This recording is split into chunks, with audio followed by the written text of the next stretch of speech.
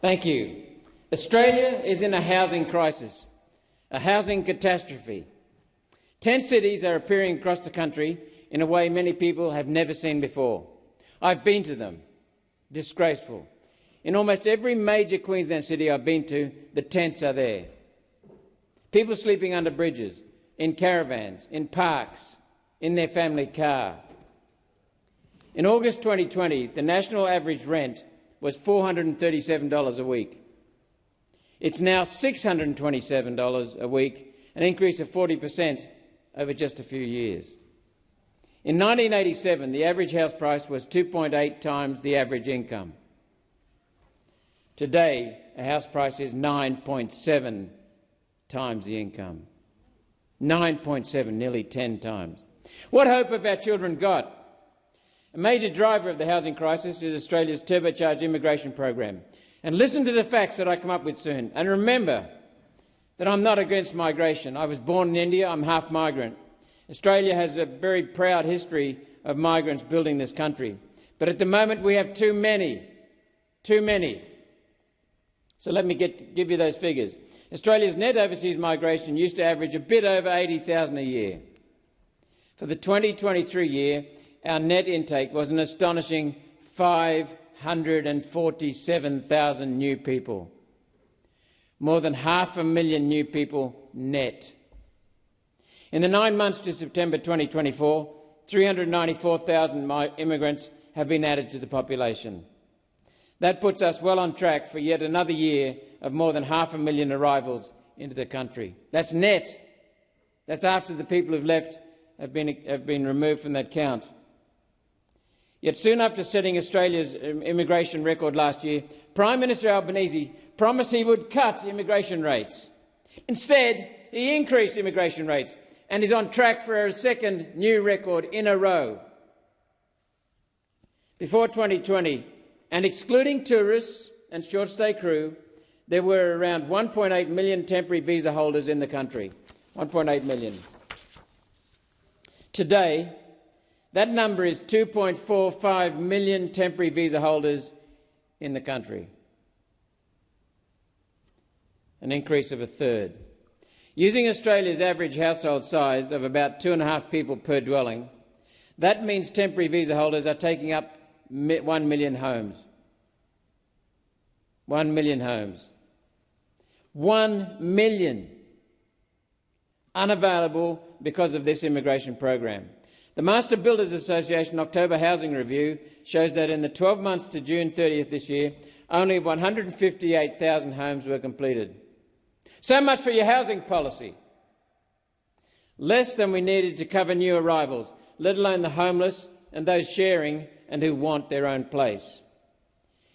Every year this Labor government is in power is yet another year Australia's housing crisis becomes worse. That's why it's beyond a crisis, it's a catastrophe.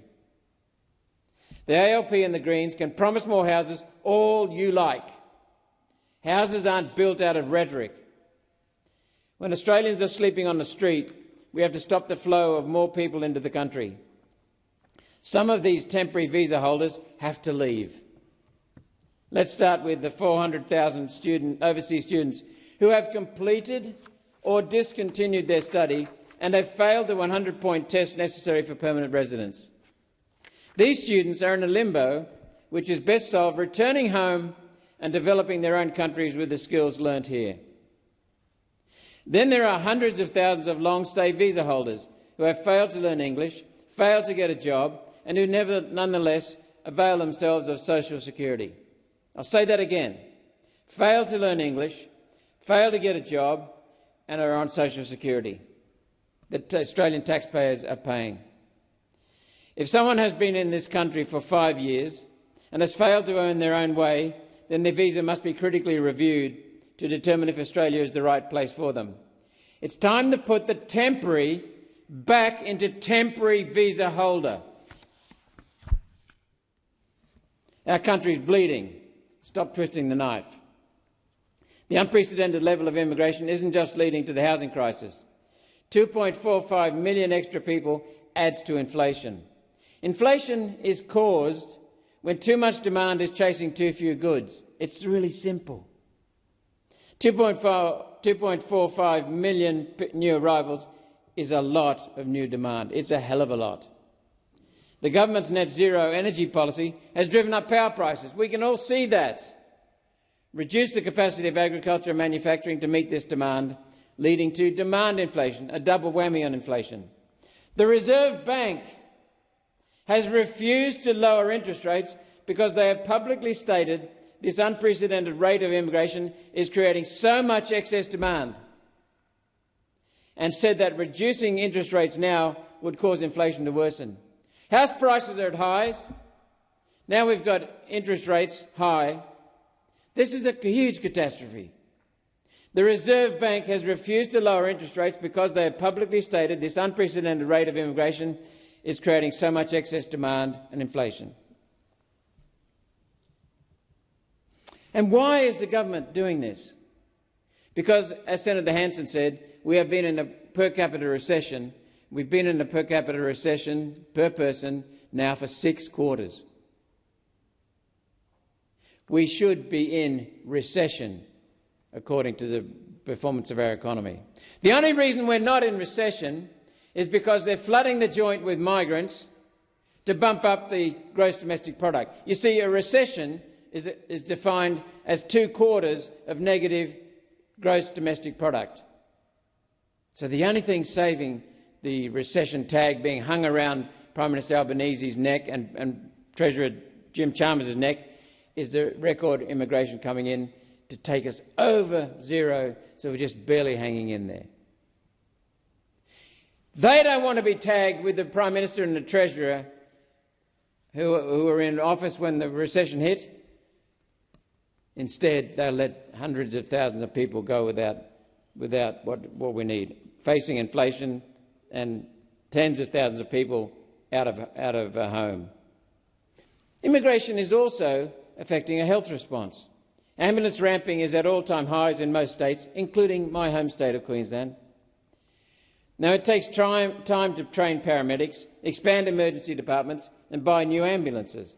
The pace of the government's increase in new arrivals has placed demand on a health system, and it simply can't keep up. Lives are at stake. People are dying. And Labor does not care. Doesn't care about the working families, mums and dads working, coming home at night to their family car in a park, see if their kids are still there. That's what this government is doing. One of the largest budget costs is more infrastructure, especially on roads and transport. These projects are collectively costing hundreds of billions of dollars. The huge demand for infrastructure, materials and qualified people is driving up the cost of infrastructure, adding to inflation. Many of these projects wouldn't be necessary if we didn't have an extra 2.45 million people in the country.